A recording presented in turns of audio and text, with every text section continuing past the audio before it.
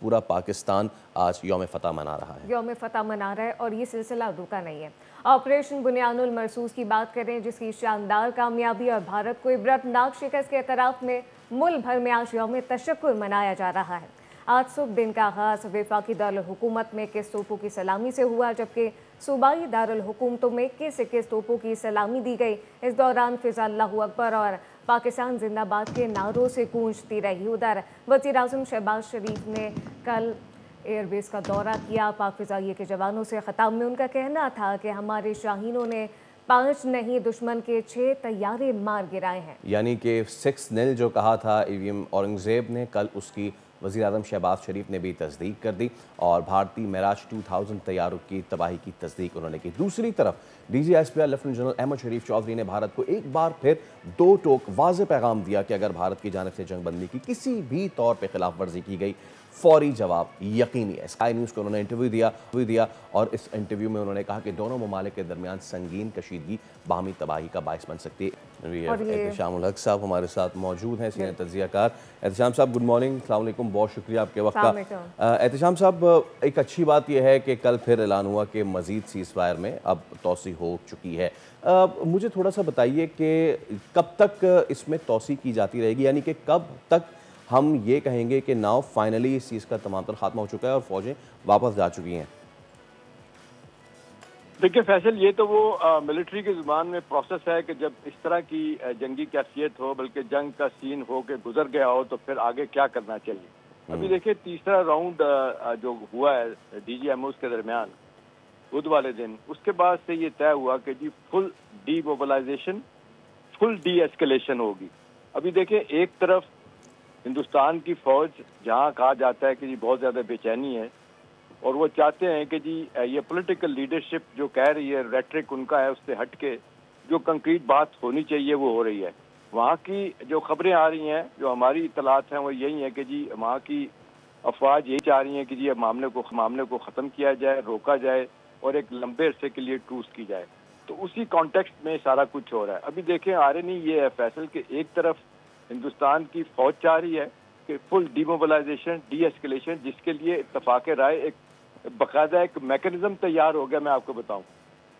और उसकी रोशनी में 3 मरहले में ये 10 दिन के अंदर ये सारा प्रोसेस मुकम्मल होगा। पहले लैंड फोर्सेस का है, उसके बाद फिर ये फ़िज़ाइया का है, फिर बहरिया का है। और इसमें ये कहा जा रहा है कि जो सबसे बड़ी कामयाबी कहें, जो हमारा इतना शदीद दबाव था, जो हमने कामयाबी हासिल की, कल प्राइम मिनिस्टर ने भी कहा 5 नहीं 6 जहाज मार गिराए हैं।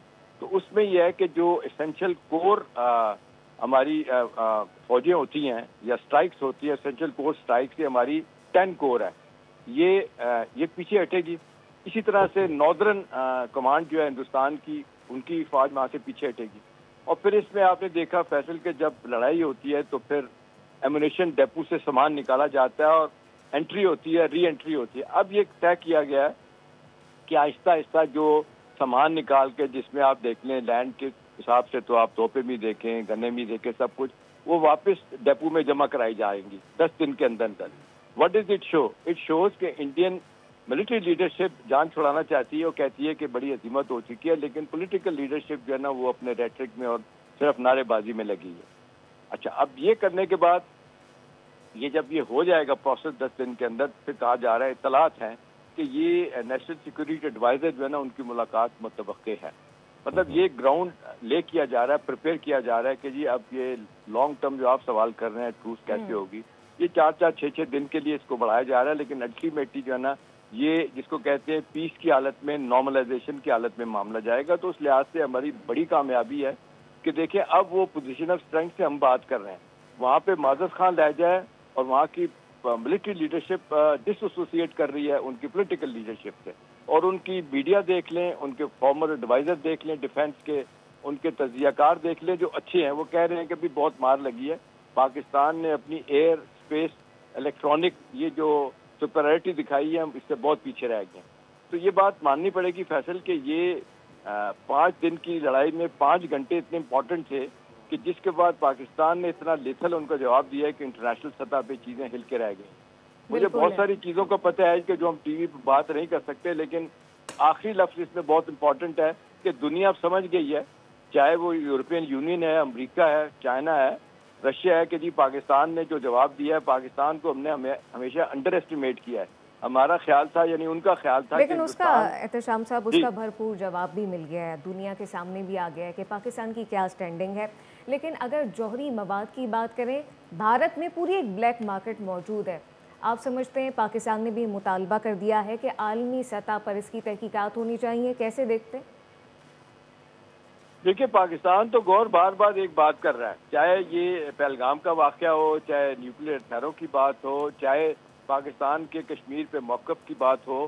پاکستان متبادر یہ کہہ رہا ہے بات کہ بھی وہ ایشو جو پچھلے 75 سال سے چل رہا ہے کشمیر کا، جس کی وجہ سے ہماری 3 بڑی جنگیں ہوئیں، پھر چھوٹی چھوٹی اور جنگیں ہوئیں، اور مستقل طور پہ دونوں کے ملکوں کے تعلقات جو ہیں اتنے خراب ہیں کہ دنیا اس کو کشمیر کو فلیش پوائنٹ سمجھتی ہے، نیوکلیئر فلیش پوائنٹ. وہ کہتے ہیں کہ وقت آ گیا مسئلے کا حل ہو.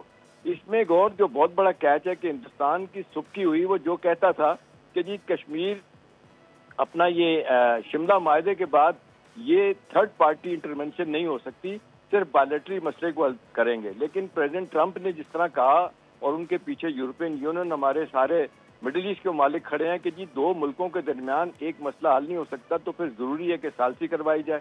اس لیے آپ دیکھیں مارکو روبیو جو وہ کہہ رہے ہیں کہ جی ایک نیوٹرل وینیو پہ ان کو بٹھایا جائے گا، یہ بیٹھیں گے. اب مسئلہ یہ ہے کہ ایک طرف ہندوستان لوگوں کو یہ کہتے ہیں ہم نہیں کریں گے، یعنی جے شنکر صاحب یہ کہہ چکے ہیں فیصل کہ the era of dialogue with Pakistan is over، لیکن اب مجبور ہو رہے ہیں، اپنا جس کو کہتے ہیں تھوک کے چاٹا جا رہا ہے، لیکن ماننے کے لیے تیار نہیں. احتشام صاحب، مجبوری کی انتہا یہ ہے کہ وہ طالبان سے، جو طالبان حکومت ہے، ان سے پہلگام واقعے پہ مذمت کروا رہے ہیں. ہمارے ساتھ رہے گا احتشام صاحب، ہے کہ جو آپ کے ساتھ ڈسکس کرنا ہے، بھارت کی رسوائی کا سبب تو بنی ہے پاکستان کی کامیابی آپریشن بنیاد مرصوص میں. اب عالمی میڈیا نے جو ہے وہ بھی اب آئینہ دکھانا شروع کر دیا ہے. بھارت کے ایک بہت مشہور صحافی ہیں کرن تھاپر، انہوں نے امریکی دفاعی تجزیہ کار ہیں جو کہ ڈیفنس کے معاملہ دیکھیں، کرسٹین فیر، انہوں نے ان سے پوچھا کہ جی ہمارے ہاں تو کہہ رہے ہیں، ہمارا جو بھارتی فضائیہ ہے وہ بھی کہہ رہی کہ ہم نے پاکستان کے جہازوں کو ہٹ شٹ کیا ہے. اس کے بعد انہوں نے کہا کیا کرسٹین فیر نے، میں چاہوں گا اس کو سنیے، پوری دنیا سنے، اور پھر اس پہ احتشام صاحب سے بات کرتے ہیں. سے کہتے ہیں جیسا منہ ویسی چپیڑ. احتشام صاحب یہ آپ نے بھی سن لیا ہوگا، پوری دنیا ہی سن رہی ہے. اور بائی دا وے یہ جو پورا انٹرویو ہے کرسٹین فیر کا، یہ پورا انٹرویو سننے کے لائق ہے. آلدو کہ کرسٹین فیر یہ نہیں کہ وہ پاکستان کے فیور میں بولتی ہیں، لیکن انہوں نے اس سے پہلے اپنی گفتگو میں یہ بھی کہا کہ یہ اسی طرح کی بڑبونگی مار رہے ہیں بھارتی، جیسے انہوں نے 2019 میں کلیم کیا تھا اور ابھی بھی کر رہے ہیں. اور انہوں نے ہندی یا اردو جو سمجھ میں آتی ہے ان کو مکمل صرف بکواس کر رہے ہیں. انہوں نے بکواس کہہ دیا. میرے خیال سے اس سے بڑی ہزیمت کوئی نہیں ہو سکتی. بالکل فیصل، دیکھیں اس میں 2019 میں جو ہوا تھا، آپ کو یاد ہے کہ ہندوستان کی حکومت کہتی تھی ہم نے F-16 مار گرایا. اب ساری دنیا نے کہا ایسا نہیں ہے. پھر آپ نے دیکھا کہ ماکسی ڈیزن کمپنی جو ہے ان کے نمائندے پاکستان میں آئے، انہوں نے باقاعدہ آ کے کہا کہ پاکستان کو دیے گئے 35 F-16 بالکل صحیح حالت میں، کوئی جہاز نہیں گرایا. اس کے بعد تھوڑا سا ان کا منہ بند ہوا تھا، لیکن ابھی بھی وہ جھوٹ بولے چلے جا رہے ہیں. ان کی جھوٹ تو آپ دیکھیں ایسا ہے کہ انہوں نے تو اسلام آباد پہ قبضہ کروا دیا تھا، انہوں نے کراچی پورٹ کو تباہ کر دیا تھا. لاہور میں کوئی پورٹ ہی نہیں ہے، کہتے ہیں لاہور کی بندرگاہ اس کو تباہ کر دیا ہے. جنرل عاصم کو ہم نے گرفتار کر لیا ہے. بھائی وہ تو نر کا بچہ ثابت ہوا، اس نے تو تمہیں وہ چنے چبائے، ناکو چنے چبائے کہ اب ساری دنیا اس شخص کی تعریف کر رہی ہے. وہ ملٹری ہسٹری میں کہا جا رہا ہے کہ اس کی بنائی گئی اسٹریٹجی جس کو عمل پیرا کیا اس نے فضائیہ کے چیف بابر سدھو نے بھی، اس کے بعد وہ کہتے ہیں کہ ہندوستان کے پاس کچھ رہا ہی نہیں ہے کچھ کہنے کے لیے. سبسکرائب کریں اور بیل دبائیں تاکہ کوئی خبر رہ نہ جائے.